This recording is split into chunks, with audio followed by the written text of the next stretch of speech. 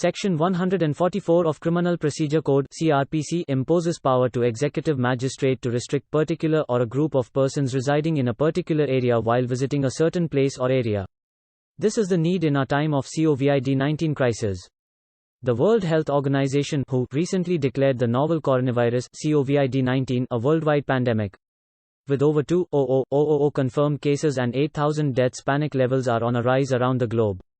Flight cancellations, shutdown of public places, and remote functioning of offices have caused unprecedented disruption across industries worldwide. In many instances, people seem to be prepping as if it's the end of the world. But what does it really mean?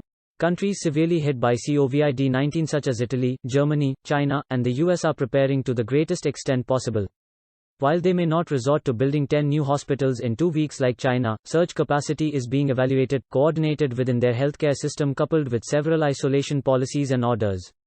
Similarly, in India, the preliminary concerns for the government and its officials would revolve around the health and safety of all citizens disguised as an employee, customer, or neighbor. On these lines, Deputy Commissioner of Police Pranay Ashok imposed Section 144 over the Greater Mumbai region. Section 144 of Criminal Procedure Code (CRPC) imposes power to executive magistrate to restrict particular or a group of persons residing in a particular area while visiting a certain place or area. This move was implemented to prevent a danger to human life, health and safety and to ultimately slow down the spread of COVID-19. The outbreak of novel coronavirus aka COVID-19 was the reason for such threat to human life perceived by the magistrate. This order created confusion among the general public who assumed this to be an imposition of Section 144 of Indian Penal Code (IPC) pertaining to unlawful assembly. The same was later clarified by the Mumbai police that the order was specific in nature, applicable to tour operators and not the public in general. This was done so that travel groups comprising domestic or foreign nationals in the area may be curtailed. The question that now lingers around is whether the imposition of Section 144 is the need of the hour amid this crisis. We must know that Section 144 is there to dispose of urgent cases of nuisance or apprehended danger by a competent magistrate so empowered to take such action.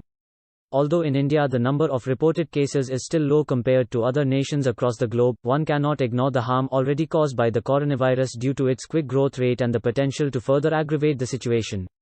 The present order or any such order within the legal dictum would be a necessary tool to impose certain restrictions on public gatherings and movement, and such order could not be challenged on the ground of infringing the fundamental right enshrined in Article 19 (1)(b) or (d) of the Constitution, as same was found to be well within the limit of reasonable restriction of 19(2) and 5.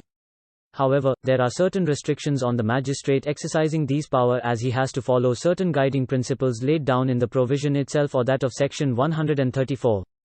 One peculiar instance in this regard is that this order under 144 cannot exceed more than 2 months, but there is a proviso in the same clause granting the power with the state government to exceed such a time period to 6 months on satisfying itself for the need of such act. Given the situation where no cure has been found, these sections would need to be interpreted leniently, it being a procedural law.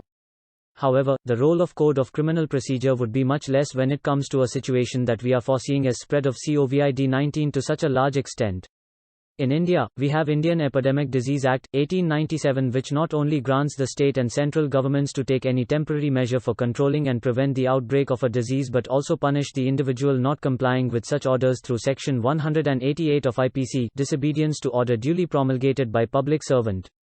A recent case has been lodged in this regard invoking this section of Epidemic Act, and even visas are being cancelled under the ambit of this act.